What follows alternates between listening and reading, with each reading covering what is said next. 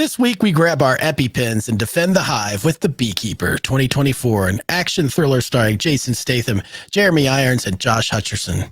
Directed by David Ayer, this film goes full-on John Wick style vengeance as Statham follows the trail of an organization that's robbed his friend, of his life, of her life savings. F it up, I'm gonna start over.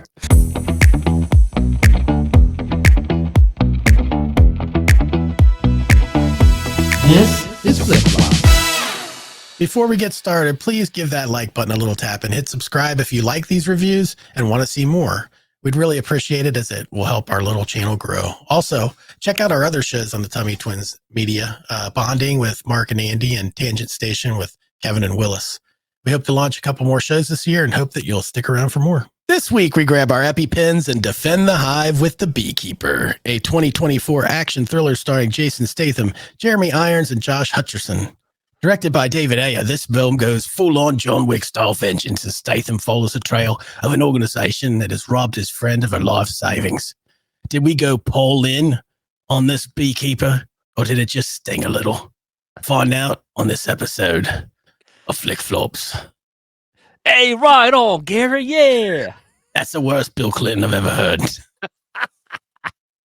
Oh, man, that was funny. I slid in. I followed you right into that accent, man. Oh, hey. Statham, mate. Yeah. He's a beekeeper. Yeah, I have a hard time looking at this because I always get the wrong side. Yeah. That looks like my brother. Oh, it does. I didn't see that before. Now that you point out, I do see that. Yeah. Maybe I'll put a picture of my brother on here. Hey, real quick before we get into the facts and all that stuff. The other day, every time that a Jason Statham movie comes on, I go, doesn't that remind you of Mike, Tara? And she goes, I don't know what you're talking about. Yeah. Every time. I don't know what you're talking about. The other day, I was pulling up the artwork to work on it. She goes, hey, doesn't it look like Mike? And I was like, are you freaking kidding me? It's Citizen Kane! It's Citizen Kane! Yeah. Paper. Look! Citizen Kane! It was Citizen Kane! It was Citizen Kane! It was Citizen Kane!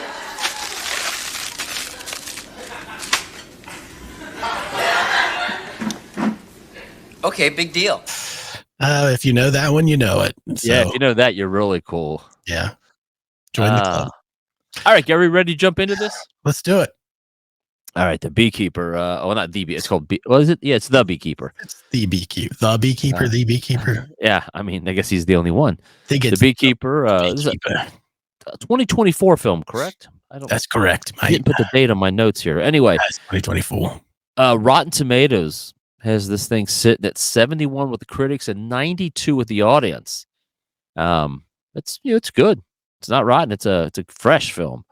The budget for this thing came in at $40 million. The box office take it to date, at least as of today, $144 million. Pretty darn good. I don't know if you'd call it a blockbuster yet, but it's doing pretty well. This film was written by Kurt Wimmer. Gary, we would know him, his writing talents from Expendables 4. Flick Flops alum, Children of the Corn 2020. Oh, yeah. Oh, mate. Oh, no, mate. Oh, no. Point Break. Hey, Gary, Point Break. Both versions? Both versions. Yeah, I remember that. We had this talk for a law-abiding citizen and, of course, the Michael Crichton Sphere. He was involved with that one, which I think that thing is sitting at rotten, but I enjoyed Sphere because I read the book, so I like it. Mm-hmm. Directed by David Ayer. What we'd really know him from, and these keep in mind these people have written and directed other films. I just kind of tried to highlight what I think the average person would recognize by him. So I don't have their entire resume in front of me. He's got a couple good ones, but a couple stinkers too, if I remember correctly. I pulled up 4 of them. You would best know his work from Suicide Squad, End of Watch, which was a stinker, by the way. Fury, which I like. The Tax Collector, which I don't know anything about that one, but it was very current. So yeah, but that's what I have for David Ayer, and if I've left something out that you like, no harm, no foul. Yeah, there's other stuff on here, but most of it's just okay. Yeah. But he's got a few good ones in there. Yeah, definitely action film. director. All right. You want to talk about people that are in this film? Yeah, go. If you've got some people, I've got a list of some. I've got, of course, Jason Statham, as I mentioned, and Jeremy Irons. The daughter of the lady in the beginning, who is played by Felicia Rashad. Yes. Her daughter is Emmy Raver Lampman. I was not all that familiar with her. I thought she did a great job in the movie. But I had to look up and see, like, I didn't recognize the name at all. The only thing that really stood out for me on that one was that she's in Umbrella Academy, which is a Netflix series. Yeah, I never saw that. Although I've been told by more than one of my friends to watch that. Yeah. Bobby Nadiri, I don't know if I'm pronouncing his name correctly. He's the other, or one of the, I think he's one of the officers or whatever on that one. Josh Hutcherson, Ohio native.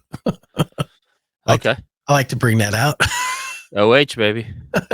And a barely recognizable Mini Driver. The current active beekeeper is aware of the issue and is going to be taking things from here. You can rest easy, old friend. Oh, no. Janet, the current active beekeeper is a fucking lunatic who should have been removed months ago. God help us now.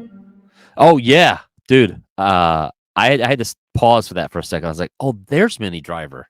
Yeah. I was like, is that her? Like, it didn't even look like her. So she looked really good, and her accent wasn't there, and that's what threw me off. Right. You know? Yeah. So, I mean, there's other people in the film, obviously, but those are the ones that kind of stood out on the list, and yeah, the ones that I noticed. All right. I like it. You want to get into this talking? Let's break it down a little bit. Our thoughts, our feelings. Let's break it down, mate. What this film did to us. Let me start with, I'll say this. These kind of films, I think, are very easy to pick apart for its ridiculousness. I mean, it's just, it's in the same vein of John Wick, Equalizer, Nobody. And we kind of do. That's what we do. We kind of pick on films and just kind of poke a little fun at them.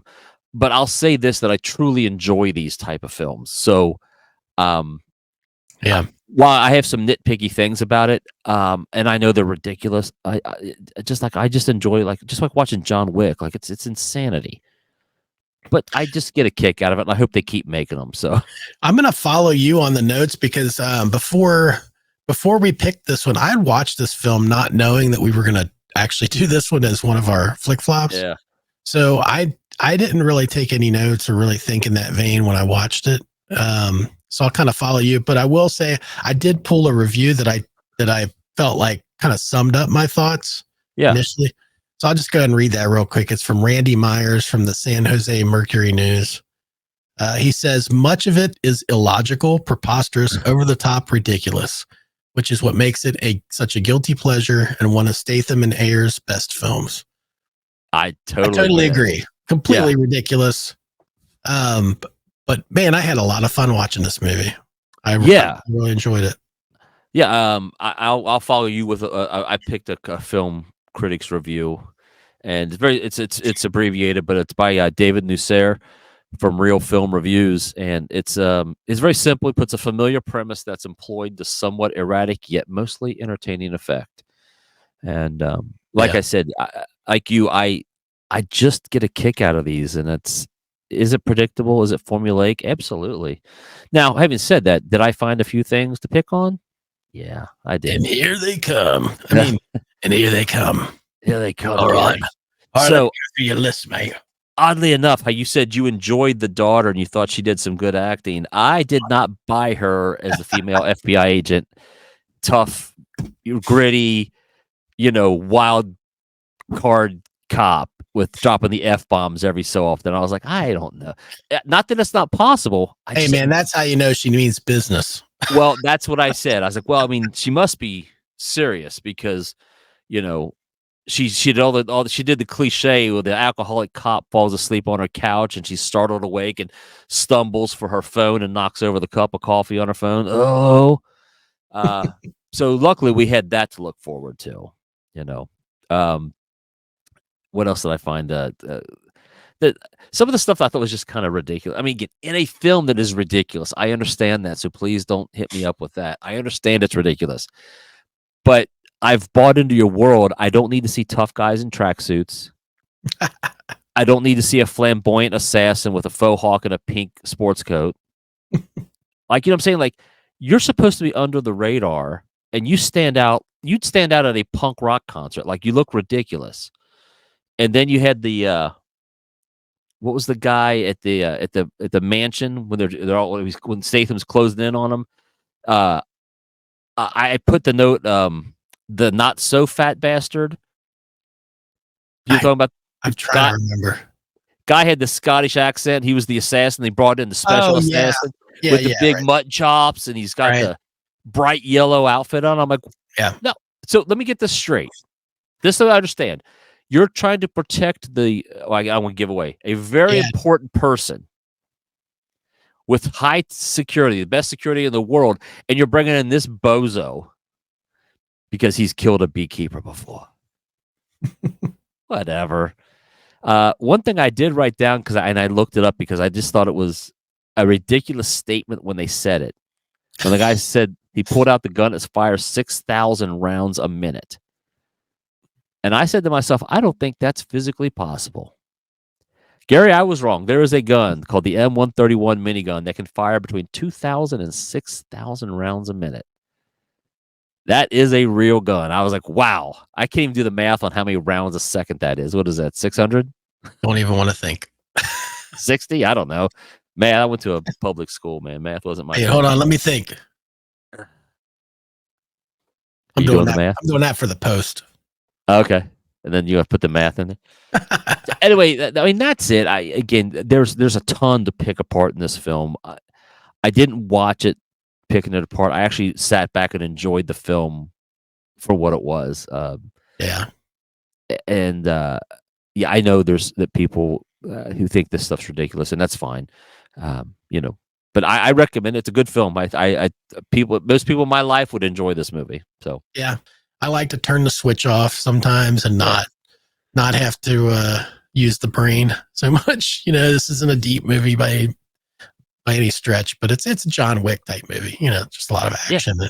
The same reason we like Expendables. I mean, they're good films. I mean, they're ridiculously plotted, but it's fun. What's interesting about that is I have yet to watch any Expendables films. Oh, they're really good. I mean, I've been wanting to, but I just haven't. I've never gotten around to it. Yeah, I mean, I wouldn't put them up there. They're not busy up there. Watching old movies that we've seen and crap that we watch. Exactly. So, Andy, where do you land on your rating on this? You don't have to pick it, of course. I'll pop it up here, but I definitely give this a 1. I recommend everybody go see it. 1 poop. This is a fun film. I even like Teresa when she came in. I said I have to watch Beekeeper for the show. Do you want to watch it? And then she goes, well, she loves Howard Stern. She goes, well, Howard Stern said it's horrible. I said, well, I'm definitely watching it then because he doesn't have any bearing on me. But and I said it was it's exactly what I expected out of it. So that's why I give it a 1. I recommend it to everybody. Watch it. It's fun. Yeah, that's where I landed to 1 TP, which is for our rating system means we liked it, obviously. So yeah, again, explain our system is backwards. Well, we always forget to do that. The more poops emojis and TP emojis you have, the worse we think your film is. So, like 5, it's a big pile of crap, and you need 5 rolls of toilet paper to clean up the mess. 1 is just it's good. It's worth it. Highly recommend. It's solid. It's solid poop with a 1 wipe. That's boy, terrible. So we'll take off on that note. So exit stage left even. So again, everybody, like, comment, subscribe. Let us know your thoughts. Did you see The Beekeeper? What did you think? Did you have a good time seeing it? We think so. But let us know what your thoughts are, and we'll catch you next time on the Flickety Flops. Bye.